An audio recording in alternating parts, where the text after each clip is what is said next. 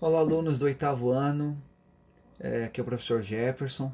Nós vamos dar continuidade, assim como nós fizemos na aula de História, nós vamos também ter nossa videoaula em relação à Geografia, tá? E a temática que nós vamos trabalhar na aula de Geografia nessa semana, tá? E nas próximas semanas aí, é a parte da industrialização no Brasil, tá? Então, vocês vão poder acompanhar isso a partir da apostila a partir da página 44, tá? Então vocês podem estar lendo, acompanhando o conteúdo através dali. E vendo o vídeo e acompanhando junto com a apostila, vocês vão ter um conhecimento um pouquinho maior sobre tudo que a gente vai ver nesses vídeos, tá, gente? Bem, vamos lá. Primeira coisa, gente, passem para o caderno de vocês esse mapa mental, que vai separar cada uma das temáticas que nós vamos trabalhar, tá? E as transformações que cada um deles vai ter dentro do conteúdo central, que é industrialização. Bem, vamos lá. Só para a gente pegar um pouco, gente, essa aqui é uma aula introdutória. Nós vamos trabalhar cada um desses pontos de forma mais individual, mas vamos lá ter uma base de tudo, tá? Bem, como é que começou então o processo de industrialização no Brasil, né? Gente, nós vamos ter a partir do governo Vargas. O governo do Getúlio Vargas, ele vai ser um governo muito importante para o Brasil, tanto que muitas pessoas consideram Getúlio Vargas um dos melhores presidentes que o Brasil teve. Embora também teve uma certa ditadura em cima dele, né? Ele também foi um governo ditatorial. Mas, na parte da industrialização, nós não podemos negar que ele foi um presidente muito importante para nós. Por quê? Foi no governo Vargas que nós tivemos o início das indústrias de base, nós tivemos o crescimento das siderúrgicas, as petroquímicas e a transformação de energia, principalmente através da Petrobras e a Vale do Rio Doce. Então, Getúlio Vargas ele vai trazer a base de toda a indústria do Brasil. O início, tá, gente? O início da industrialização do Brasil vai ser no governo do Vargas, tá? Porque antes disso, gente, ó, nós estamos falando de 1929, né? Pós-crise de 1929, que depois vocês vão ver o que é. Mas nós vamos ter uma baita crise do café em 1929 aqui no Brasil, né? E não só do café, mas no Brasil pegou muito mais a parte do café. E o governo brasileiro teve que mudar, teve que começar a modificar como é que seria feita a indústria e a forma da economia brasileira. Então, vamos colocar assim, até 1929, nós éramos um país praticamente agrário. Ou seja, nós simplesmente plantávamos e vendíamos para fora. Nós não tínhamos uma indústria que iria produzir ferro, né, aqui dentro do próprio país. Nós não tínhamos a produção de petróleo dentro do nosso país. Nós não tínhamos indústria de base aqui no nosso país. Então, por isso que o Getúlio Vargas ele vai ser um presidente muito importante para o Brasil, por causa disso, que ele vai trazer a indústria. Ele vai trazer o início dessas coisas que vai transformar o país num país concorrente com outros aí. Né? Então, depois dele vai vir Juscelino Kubitschek, né? Que ele vai começar a trazer um pouco mais de capitais externos para o Brasil, ele vai construir rodovias. Qual a importância das rodovias, né, para a industrialização? Gente, você tem uma produção grande de produtos, você precisa transportar esses produtos para outras áreas do país, através do quê? Rodovias.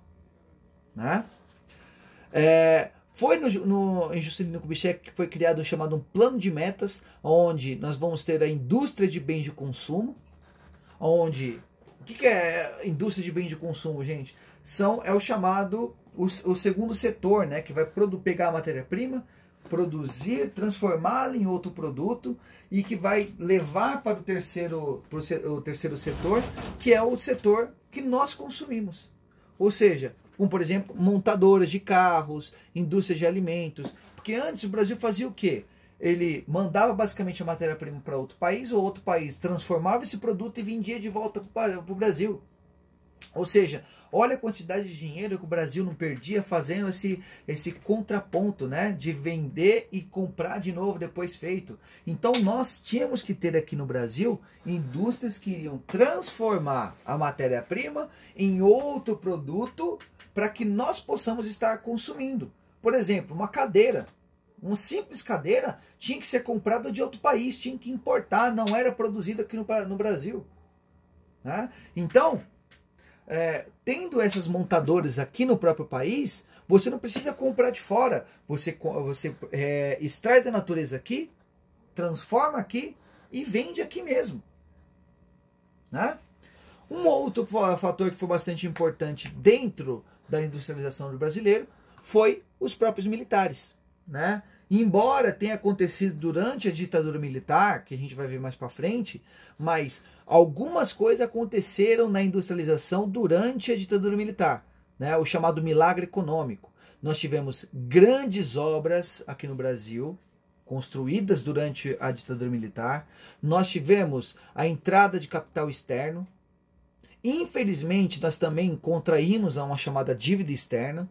Né? Ou seja, o Brasil estava devendo para outros países. Né? Foi construída, por exemplo, a usina de Itaipu, a ponte Rio-Niterói. Ou seja, gente, durante o governo dos militares, também nós tivemos transformações. Embora tivemos o problema em si da ditadura, mas também teve seu lado benéfico, vamos dizer assim, principalmente na parte da industrialização. Tá? Já nos anos 90, nós vamos ter o governo do Fernando Collor e do Fernando Henrique Cardoso, já uma coisa mais para perto da gente. Nós vamos ter as chamadas privatizações. O que é privatização, gente? É quando o governo vende uma indústria para uma empresa privada, né? Essa empresa privada vai pagar um alto valor por essa indústria que é nacional, mas também vai ter o seu próprio lucro através da extração, né, dos recursos. Mas ela tem algumas coisas que é obrigada pelo governo. Por exemplo, você tem que ter empregos fixos para brasileiros, você tem que ter uma urbanização da área, você tem que ter uma melhoria de condições de vida para a população que vive naquela região. Ou seja, a privatização tem o seu lado positivo e tem o seu lado negativo. O lado negativo, que era uma indústria nacional, que foi para uma indústria privada. E você tem o lado positivo, que a empresa, além de pagar um valor alto para o governo, que vai poder utilizar em outras áreas, você tem a obrigação de fazer algumas coisas em relação à população. Tá?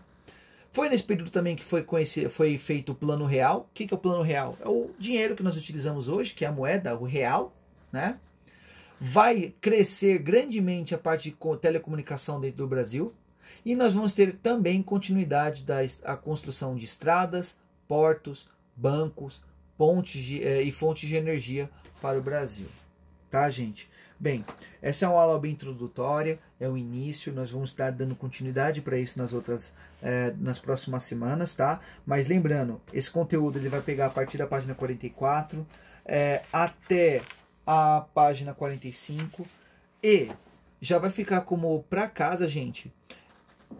Vocês têm os exercícios para poder fazer já de casa do conteúdo que a gente já passou da página 29 a 33 e da página 36 a 37, tá?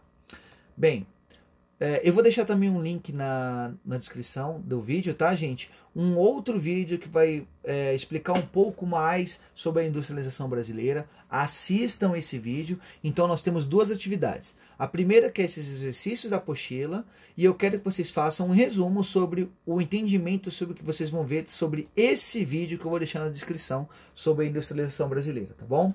Bem, não deixem a gente acumular conteúdo, assistam os vídeos como se estivessem na escola normalmente, façam as atividades, não deixem para depois. Pais que estiverem assistindo com seus filhos, acompanhem, cobrem junto com eles para eles poderem estarem fazendo, tá?